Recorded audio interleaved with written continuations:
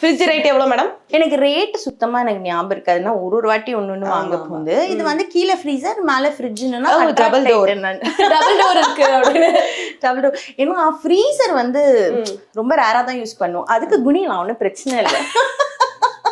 இது எனக்கு புது இதா இருக்கு.